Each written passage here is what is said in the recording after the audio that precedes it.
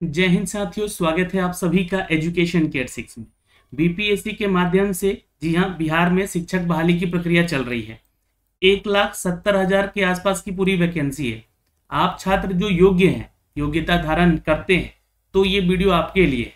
अन्यथा बहुत सारे ऐसे छात्र कमेंट करके पूछ रहे थे कि क्या सर हम इस बार जो है अपना बीटेक कंप्लीट किए आवेदन कर सकते हैं। तो देखिए, बीटेक वाले छात्रों के लिए एलिजिबिलिटी क्राइटेरिया अलग है।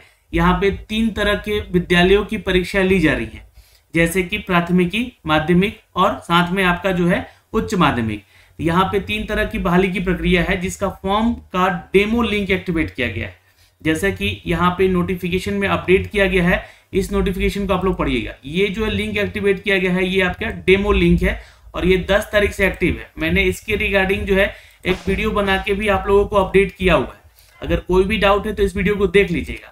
और बहुत सारे आपके कमेंट यहाँ पे आ रहे थे, उन कमेंट्स के भी उत्तर हम लोग देने जाएंगे और देना चाह रहे हैं। बहुत सारे लोगों को रिप्लाई भी कर रहे हैं, लेकिन ये संभव नहीं है कि सभी लोगों का रिप्लाई हो पाए। लेकिन आपके जो भी डाउट है इस वीडियो में भी क्लियर किए जाएंगे, तो ये वीडियो भी आपके लिए इंपॉर्टेंट है। अब फॉर्म को भरना है और आज में ये वीडियो जो है कंप्यूटर साइंस से संबंधित, यानी कि जो भी छात्र कंप्यूटर साइंस से संबंधित है और 11th और 12th के लिए वो अप्लाई कर रहा है, ध्यान से सुन लीजिएगा। 11th और 12th के कक्षा के लिए वो अप्लाई कर रहा है, तो कैसे अप्लाई करेगा, तो ये ध्यान देखिएगा। यहाँ पर जैसे आप अप्लाई ऑनलाइन वाले सेक्शन पे क्लिक करेंगे तो यहाँ से जो है आपका ये सेक्शन दिखेगा आपको, ये अप्लाई ऑनलाइन वाला। तो ये इस पेज पे आप आ जाएंगे और यहाँ पे जैसे ही आप यहाँ पे क्लिक कीजिएगा तो आपका एक पेज ओपन होगा, जहाँ पे इस डेमो फॉर्म को भरने का लिंक दिया गया है। बहुत सारे छात्र पूछ रहे थे कि क्या ये डेमो लिंक जो है दिया गया है, ये सभी को इसको फॉर्म भर सकता है। तो बिल्कुल कोई भी इसका फॉर्म भर के चेक कर सकता है कि इसका फॉर्म कैसे भरा जा रहा है। वैसे तो उन्हीं को भरना चाहिए जो लोग यहाँ पे इसके लिए एलिजिबल है। और यहाँ पे जैसे ही आप अप्लाई ऑनलाइन वाले सेक्शन पे क्लिक करेंगे तो ये आपको एक उस पेज पे ले जाएगा, जहां से आप जो है फॉर्म का पेज ओपन होगा। ये रजिस्ट्रेशन पेज है और ये विज्ञापन संख्या 26/2023 को लेकर एक बीटा वर्जन दिया गया है। अब यहाँ पे जो है चीजें सिंपल चीजें हैं जो कि यहाँ पे मांगी गई है, वो मैं आपको लास्ट वीडियो में भी बताया था। यहाँ भी आपको भर के सारा डिटेल बताऊंगा। देखिए, यहाँ पे कैंडिडेट नेम पूछा जा रहा है, यानी कि आपका नाम। अब वही नाम आपको एंटर करना है जो कि आपके मैट्रिक के सर्टिफिकेट में आपका दिया गया है। फिर उसके बाद आपका मिडिल नेम, अगर मान लीजिए कि आपका नाम अनिल कुमार सिंह है तो आप अनिल कुमार मिडिल नेम और सिंह जो है लास्ट नेम हो जाएगा। लेकिन अगर आपका नाम सिर्फ अनिल है तो आप जो है फर्स्ट नेम ही डालिएगा, है ना, जो कि मैट्रिक के सर्टिफिकेट में नाम अगर सिर्फ अनिल है, कुमार सिंह नहीं है, तो ये दोनों को छोड़ दीजिएगा, मिडिल और लास्ट नेम को। या फिर अनिल कुमार है तो आप जो है यहाँ पे अनिल को फर्स्ट नेम में रखिएगा और जो कुमार है वो लास्ट नेम में चला जाएगा, ठीक है, मिडिल नेम में मत रख दीजिएगा। ओके, तो ये ध्यान में रखिएगा इस सब चीज का। अच्छा, दूसरी चीज यहाँ पे है फादर नेम। फादर नेम जो है अपना डालना है, जी हाँ, जो कि सर्टिफिकेट में मैच करता है उसी तरह से। अगर आप विवाहित महिला है तो हस्बैंड नाम भी डाल सकती है। मदर नेम आपको डालना है जो कि सर्टिफिकेट पे आपका मेंशन किया गया हो, ठीक है। और यहाँ पे जो है आईडी, ये आईडी मांगा जा रहा है, ध्यान से देख लीजिएगा। ये आईडी आपका आधार कार्ड हो सकता है जो कि आपको अपलोड करना है और इसका डिटेल यहाँ पे देना है, यानी कि आधार कार्ड नंबर आपको देना है। अब यहाँ पे अगर आपने पैन कार्ड नंबर डाल दिया तो ध्यान में रखिएगा, मैंने जैसे कि नोटिफिकेशन में बताया हुआ है कि 200 रुपए चार्ज आपसे एक्स्ट्रा चार्ज किए जाएंगे। फिर अगर देखिए आप यहाँ पे लिखेंगे, जैसे क्लिक करेंगे पैन कार्ड पे, तो यहाँ पे एक मैसेज डिस्प्ले होकर आ रहा है, if you can choose PAN card then additional fees 200 पर पोस्ट विल बी चार्ज। मतलब आपको जितने भी पोस्ट हैं, जैसे 3 पोस्ट हैं यहाँ पे, तीनों के लिए आवेदन करने के लिए 200 रुपए अलग से लग जाएंगे, ठीक है, ये ध्यान में रखिएगा। और अगर आप ड्राइविंग लाइसेंस भी डालते हैं तो भी आपसे 200 रुपए अलग से चार्ज लिए जाएंगे, यह बात यहाँ पे लिखी गई है, ठीक है। लेकिन हमें यहाँ पे जो है आपका आधार कार्ड तो होगा ही, अगर नहीं है तो यहाँ पे डालिएगा इन दोनों में से कोई। तो आधार कार्ड यहाँ पे डाल दीजिएगा, अपना जो भी है ना, 12 डिजिट का रहता है, उसको डाल दीजिएगा। उसके बाद जो है आप अपना जो है फोटो, जो कि आधार कार्ड का फोटो है, उसको पीडीएफ के फॉर्मेट में करके यहाँ पे अपलोड कर देना है। उसके बाद आपका सिटीजन क्या है, यहाँ पे यस और नो पे कर लीजिएगा। इंडियन है तो यस पे क्लिक कीजिएगा। आप बिहार के परमानेंट रेसिडेंशियल होने चाहिए, यानी कि बिहार के निवासी होने चाहिए आप, ये ध्यान रखिएगा। नहीं है तो आप आवेदन मत कीजिएगा। ये यहाँ वैकेंसी जो है सिर्फ और सिर्फ बिहार के छात्रों के लिए है। तो यहाँ पे यस पे क्लिक कीजिएगा जैसे ही, तो ये आपसे जो है आपका सर्टिफिकेट नंबर पूछेगा, किस चीज का भाई, निवास प्रमाण पत्र का। ध्यान में रखिएगा, यहाँ पे वही गलती आप लोगों को नहीं करना है। रेसिडेंशियल पूछ रहा है, बहुत लोग यहाँ पता चला कि कास्ट सर्टिफिकेट नंबर डाल दिए, जैसे कि बिहार एसएससी का फॉर्म भरते समय ये बहुत बड़ी गलती हुई थी आप लोगों से, तो बहुत सारे लोगों का वहां पे फॉर्म रिजेक्ट हुआ था। तो यहाँ पे भी आपको जो है अपना निवास प्रमाण पत्र पढ़ना, रेसिडेंशियल यानी कि आवास, ठीक है। अब ये डेट कब को इश्यू हुआ था ये भी बताना है आपको। बहुत सारे छात्र यहाँ पे सवाल कर रहे थे कि सर मेरा पुराना है, 3 साल 4 साल पुराना है, तो क्या मैं इसको डाल सकता हूँ? तो देखिए, आपका निवास प्रमाण पत्र, जाति प्रमाण पत्र अगर पुराना है तो आप डाल सकते हैं, लेकिन वहीं पे अगर आप ओबीसी में आते हैं तो एनसीएल नया बनवाना पड़ेगा, और इनकम यानी कि आय वो आपको नया बनवाना पड़ेगा, कम से कम 1 साल के अंदर का बना हुआ होना चाहिए, ठीक है। और जो भी जनरल में आते हैं छात्र, उनको भी बोल दूं कि वो भी जो है अपना सर्टिफिकेट जो है आय का बनवाएंगे, और वो जो है 1 साल के अंदर का बना होना चाहिए। जो SC/ST में है उनका निवास बनेगा, और यहाँ पे जो है उनका आय बनेगा, और तीसरा जो है आप आय जाति का बनेगा, एक जाति का भी। तो जाति पुराना हो सकता है, निवास पुराना हो सकता है अगर आप स्थायी पता का बनवाए हैं तो, और स्थायी पता का बनवाए हैं तो आपको आवास भी नया बनवाना पड़ेगा, ठीक है। तो ये सारी चीजें हैं, मैंने एक वीडियो के माध्यम से आपको वो सारे डिटेल अपडेट किया हुआ है कि कौन कौन से डॉक्यूमेंट्स लगेंगे, उसका भी लिंक हमने डिस्क्रिप्शन में दे दिया है, तो उसको देख लीजिएगा। तो यहाँ पे आपको अपना सर्टिफिकेट नंबर डालना है, ठीक है, और किस डेट को इशू हुआ था, और वही जो रेसिडेंशियल सर्टिफिकेट है उसको यहाँ पे अपलोड कर देना है, ठीक है। तो यहाँ से आप अपलोड कर लीजिएगा। यहाँ पे बोल रहा है कि do you belong to category, आप अगर कैटेगरी में है तो यस कीजिएगा। अब किस कैटेगरी में है, EWS है, SC/ST है, OBC है, तो ये ध्यान में रखिएगा। जैसे ही आप इस पर क्लिक कीजिएगा, सपोज मान लीजिए कि यहाँ पे OBC कैटेगरी आपने चूज किया, तो अब BC कैटेगरी में कौन कास्ट है, तो ये कास्ट यहाँ पे निकल कर सामने आ जाएगा। सपोज मान लीजिए कि आप यहाँ पे यादव हैं, तो यादव भर दिया आपने। अब सर्टिफिकेट नंबर यहाँ पे आपको डालना होगा अपना, जो कि कास्ट सर्टिफिकेट नंबर है, ये ध्यान में रखिएगा। और यहाँ पे इशू डेट, ये डेट कब का है बना हुआ आपका, ये भी आपको भरना है। अपलोड सर्टिफिकेट, फिर से आपको जो है अपना PDF फॉर्मेट जो है उसका करके बना के रखना है।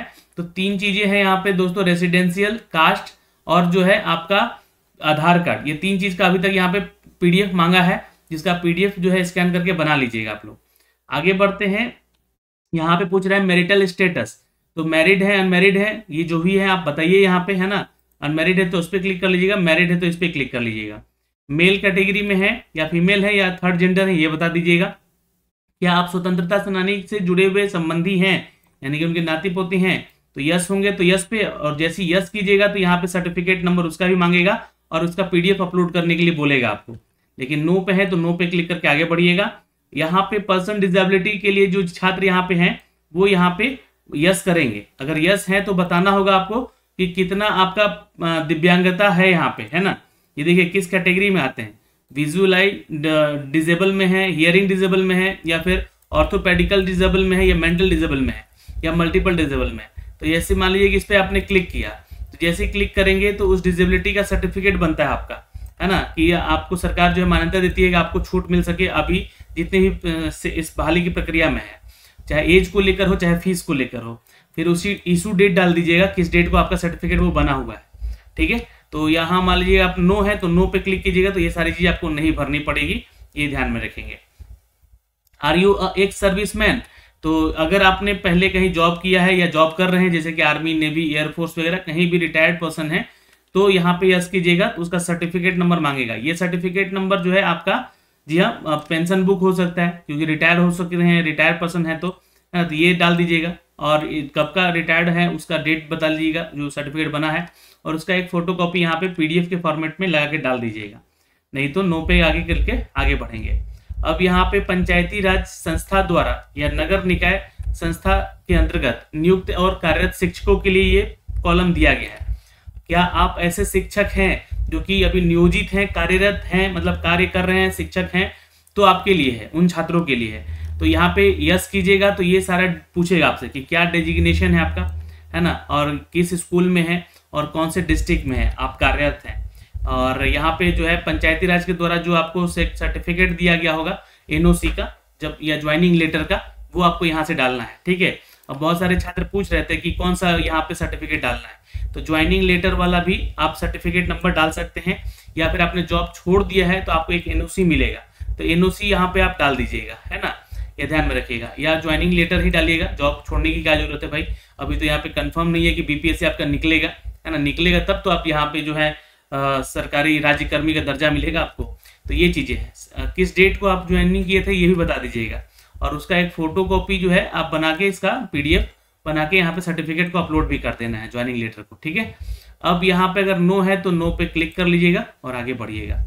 अब यहाँ पे देखिए शिक्षक नहीं है तो मत भरिएगा इसका। ठीक है, अब इसमें बोल रहा है कि आप इनमें से किसकी पात्रता या दक्षता धारण करते हैं। तो आप जो है परीक्षा पात्रता धारण करते हैं, है ना, पात्रता परीक्षा जैसे कि सीटेट वगैरह हो गया, या फिर आप वैसे छात्र हैं जो कि दक्षता परीक्षा कहला रहा है। ये 2012 से पहले नियुक्त और कार्यरत शिक्षक हैं। तो जो लोग कार्यरत शिक्षक हैं वो यहाँ पे भर के ये सारा चीज, या आपने उसके लिए 2012 में आपने आवेदन किया होगा, आपका नहीं हुआ है तो भी आप इस पे क्लिक कीजिएगा। लेकिन अगर आप पात्रता परीक्षा पास किए हैं, सीटेट पास किए हैं, तो यहाँ पे स्टेट पास किए हैं तो यहाँ पे क्लिक कर लीजिएगा। अब ये पूछेगा आपसे कि कौन सा पेपर, है ना, तो देखिए यहाँ पे है कि आप इनमें से किस पात्रता परीक्षा में योग्यता धारण करते हैं। जैसे कि आप 1 से 5 के लिए अगर आप आवेदन कर रहे हैं तो इस पे क्लिक कर लीजिएगा, या फिर आप 9 से 10th के लिए आवेदन कर रहे हैं तो इससे आवेदन कर लीजिएगा, या 11th 12th के लिए आवेदन कर रहे हैं तो इस पे आवेदन क्लिक कर दीजिएगा। जैसे कि ये तीनों पे आप जो है यहाँ पे सब कुछ बता रहे हैं मैं आपको। यहाँ बोल रहा है कि प्लीज सिलेक्ट अपनी जो है प्रशैक्षणिक योग्यता के अनुसार ही कोई एक को चुनना है यहाँ पे।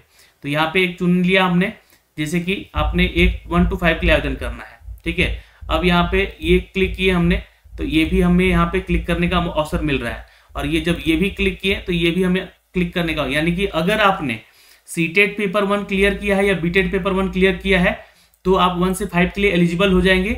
आपको यहीं से क्लिक करके बता देना है। अगर आपने बिहार STT पेपर 1 वाला सेक्शन दिया है ना, जो कि आप बहुत सारे छात्र 1 2 दोनों दिए थे, तो जिस सब्जेक्ट में हुआ था तो उसमें क्लिक कर लीजिएगा। तो ये भी आप माध्यमिक शिक्षक के लिए भी आवेदन करने के लिए है यहाँ पे। लेकिन यहाँ पे आपको बताना पड़ेगा कि पात्रता परीक्षा उत्तीर्ण का वर्ष कौन सा था। क्या आपने जो है STT 2019 दिया था या कोई और दिया था यहाँ पर, जैसे कि आपने सीटेट पेपर 1 भी यहाँ पे दिया है या नहीं दिया इसके बारे में, या अन्य कोई भी एग्जाम दिया हो जो कि बिहार से हुआ है। तो यहाँ अन्य में तो कुछ नहीं दिया गया है, लेकिन ये ध्यान रखेंगे ये बहुत सारे ऐसे छात्र हैं जो कि यहाँ पे आवेदन कर रहे हैं, बहुत सारे ऐसे सब्जेक्ट है जो कि यहाँ पे इसका STT हुआ ही नहीं है, तो वैसे छात्रों के लिए अन्य है। तो जो भी छात्र STT 19 दिया है उस पर माध्यमिक वाले पे क्लिक कर लेगा इसमें। और बिहार STT पेपर 2, अब देखिए ये 11th 12th वाले के लिए है, उच्च माध्यमिक विद्यालय के लिए अध्यापक बनेंगे।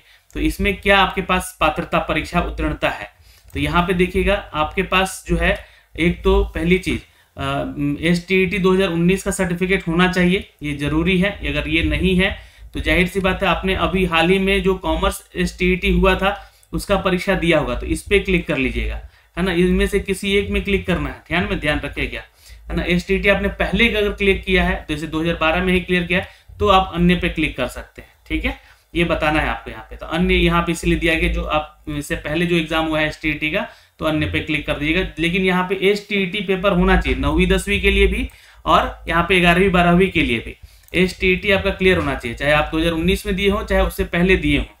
ये ध्यान में रखिएगा, तभी आप जो है ये बड़े एग्जाम के लिए जो 11 12 के लिए आप आवेदन कर सकते हैं।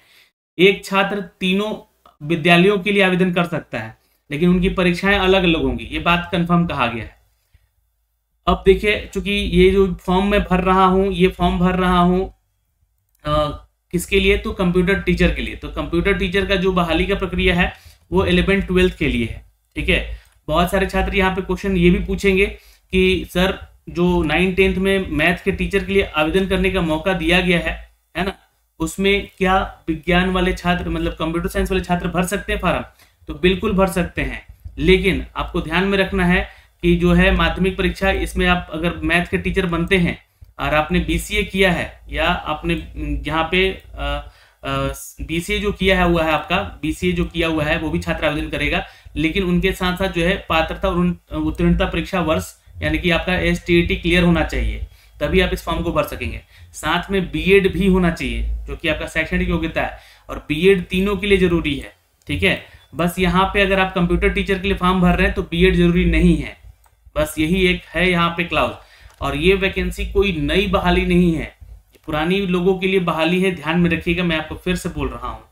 ठीक है, चलिए तो आगे बढ़ते हैं यहाँ पे दोस्तों। अब जो है जो छात्र मान लीजिए कि कंप्यूटर वाले के लिए यहाँ पे हमने क्लिक किया हुआ है छात्र के लिए, तो यहाँ पे STT उनका क्लियर है, वो क्वालिफाइड है STT 2019 वाला, तो उनको यहाँ पे आवेदन करना है। ठीक है, अब यहाँ पे Bihar STT paper 2 certificate number आपको डालना है, जो कि 11th-12th के लिए आप यहाँ पे योग्य होंगे। कब आपका इशू हुआ था, तो 2019 में हुआ था, किस डेट को हुआ था वो देख के भर दीजिएगा। और उस STT पात्रता जो परीक्षा पास किए हैं उसका एक फोटोकॉपी निकाल के उसका PDF बना के जो है इसको अपलोड कर देना है। अपनी प्रशैक्षणिक योग्यता के अनुसार कोई एक विकल्प चुने, जैसे कि प्रशैक्षणिक यानी कि आपका जो है B.Ed वगैरह है, B.Ed है या M.Ed है या B.Led है या BSc Ed है, आपने कौन सा शैक्षणिक योग्यता यहाँ पे लिया हुआ है, प्रशैक्षणिक यानी कि ट्रेंड टीचर हैं, ये किस में है, तो ये बताना है। तो सपोज मान लीजिए कि आप तो कंप्यूटर साइंस वाले हैं, है ना, तो आपको यहाँ बोलना है कि आप कंप्यूटर साइंस विषय के अभ्यर्थी हैं, तो इस पर क्लिक कर दीजिएगा। संगीत वालों का भी यहाँ पे है, जो कि STT नहीं मांग यहाँ पे हो रहा है। ठीक है, ध्यान में रखिएगा, STT उनका हुआ ही नहीं है संगीत वालों का, तो ये संगीत वाले यहाँ पे क्लिक कर देंगे। तो ये भी ध्यान रखेंगे, इनको भी यहाँ पे जो है जरूरत नहीं है, इनका MA होना चाहिए यहाँ पे। ठीक है, तो ये ध्यान में रखिएगा, संगीत वाले यहाँ पे क्लिक कर लेंगे और ये कंप्यूटर वाले यहाँ पे क्लिक कर लेंगे। और डेट ऑफ बर्थ यहाँ पे जो बोला गया है ये आपका अभी सर्टिफिकेट के माध्यम से भरना है, और ये एड्रेस आपको अपना परमानेंट एड्रेस भरना है, यहाँ पे ध्यान में रखिएगा, गलती मत कीजिएगा। ठीक है, अब यहाँ पे बोल रहा है कि क्या जितने भी आपने डिटेल यहाँ भरे हैं वो सारा डिटेल जो है आपका क्राइटेरिया से मैच करता है, मतलब कि जितने भी क्राइटेरिया हमने दी है, तो यस पे क्लिक कर लीजिएगा और यहाँ पे जो है अपना एक ईमेल आईडी डाल दीजिएगा, उसको कोड आएगा आपके ईमेल आईडी पे, वेरीफाई कर दीजिएगा। मोबाइल नंबर डालिएगा जो कि एक्टिव हो, उस पर OTP आएगा, इस पर डाल के इसको वैलिड कर दीजिएगा। कैप्चा जो है यहाँ पे दिया गया, इस कैप्चे को यहाँ पे डालिएगा और फाइनली सबमिट कर दीजिएगा। अब जो है सबमिट करने के बाद जो है सारा डिटेल डालने के बाद जो है ये आपको उस पेज पे ले जाएगा जहाँ से आपका पेमेंट करवाएगा। पेमेंट होगा, उसके बाद आपका जो है एजुकेशनल डिटेल वगैरह यहाँ पे मांगेगा। तो ये प्रक्रिया है, और बाकी इसमें कुछ यहाँ पे रॉकेट साइंस नहीं है जिस चीज़ को आपको समझना है। तो यही चीज़ मैंने लास्ट वीडियो में बताया था, और यहाँ पे भी ये सारी चीज़ें करके बता दिया है आपको। ठीक है, तो आप जो है कोई भी अब डाउट रहता है इसको लेकर तो प्लीज़ कमेंट सेक्शन में कमेंट करके ज़रूर पूछिएगा। जैसे ही आप अपना डॉक्यूमेंट्स अपलोड करेंगे, ये इस तरह से जो चीज़ें हैं यहाँ पे लिख कर आएंगी, वो फाइल का नाम होगा जो कि कंप्यूटर के माध्यम से आपको इस तरह दिखेगा, और ये आपके सर्टिफिकेट नंबर, इशू डेट, सब कुछ आपको डालना होगा इस तरीके से। ठीक है, आगे बढ़ते हैं, और भी डेटा है जो कि यहाँ पे मैं आपको डाल के दिखाता हूँ। अगले पेज पे ले चलता हूँ यहाँ पे। अब यहाँ पे एक चीज़ और पूछेगा आपसे कि post applied for computer teacher के लिए आप आवेदन कर रहे हैं, तो जैसे ही आप इस पर क्लिक कीजिएगा, है ना, तो ये पेज आपके सामने ओपन हो जाएगा। ये पेज है ना, इसमें जो है आपके पास इनमें से कोई एक मान्यता होनी चाहिए। अगर आप MCA कर रहे हैं और आप जो है अपने आखिरी सेमेस्टर में हैं, 3 वर्षीय कोर्स है, 6 सेमेस्टर, है ना, तो भी आप इधर आवेदन कर सकते हैं। किसी मान्यता प्राप्त विश्वविद्यालय से कंप्यूटर साइंस में आपने स्नातकोत्तर किया है तो भी, तो ये एलिजिबिलिटी क्राइटेरिया कंप्यूटर साइंस के लिए है, ये सारा चीज है ना। तो आपके पास ये सारी डिग्री हैं तो आवेदन कीजिएगा। किसी भी मान्यता प्राप्त विद्यालय से आपका जो है BTech में जो है कंप्यूटर साइंस की उपाधि होनी चाहिए या पोस्ट ग्रेजुएट होना चाहिए। ये सारी डिटेल यहाँ से जो कि मैं आपको पहले भी बता चुका हूँ इस पोस्ट के लिए। ओके कर दीजिएगा। सब्जेक्ट यहाँ पे चूज कर लीजिएगा कंप्यूटर विज्ञान। ओके, अब यहाँ पे अपना एड्रेस डाल दीजिएगा इस सेक्शन में, और उसके बाद जो है नीचे अपना एड्रेस कंफर्म कर दीजिएगा। परमानेंट एड्रेस है और ये रेसिडेंशियल है, करस्पॉन्डेंस है, ठीक है। तो ये चीजें हैं यहाँ पे। जैसे ही आप अपना रजिस्ट्रेशन कंप्लीट करेंगे एक बॉक्स आपके सामने आ जाएगा जहाँ पे आपको जो है ये सारा डिटेल आपको दिखेगा, आपका डेमो वगैरह, registration number, user name, password वगैरह सब कुछ यहाँ से दिखेगा, जो कि आप जो है इस बीटा वर्जन के लिए आप जो है रजिस्टर हो चुके हैं। बस यहाँ पे यह कहानी खत्म होती है। लेकिन जब आप फॉर्म भरेंगे उसके बाद जो है आपसे फीस पेमेंट लिया जाएगा। फीस पेमेंट लेने के बाद जो है आपका कंप्लीट जो है प्रोसेस यहाँ पे खत्म किया जाएगा। तो ये इस तरीके से जो है आप अपना फॉर्म भर सकते हैं और भर सकती हैं। जो भी छात्र एलिजिबल हैं इन सभी चीज के लिए आवेदन आपको ऐसे ही करना है और करना है ना। तो जो भी डाउट है आपको ये ध्यान में रखिएगा, आप कमेंट सेक्शन में कमेंट करके पूछ सकते हैं। और मैंने आज कंप्यूटर साइंस वालों के लिए फॉर्म भर के ये बताया है, यही चीजें हैं, आप ऐसे ही फॉर्म भर सकते हैं कंप्यूटर साइंस के अगर आप छात्र हैं तो।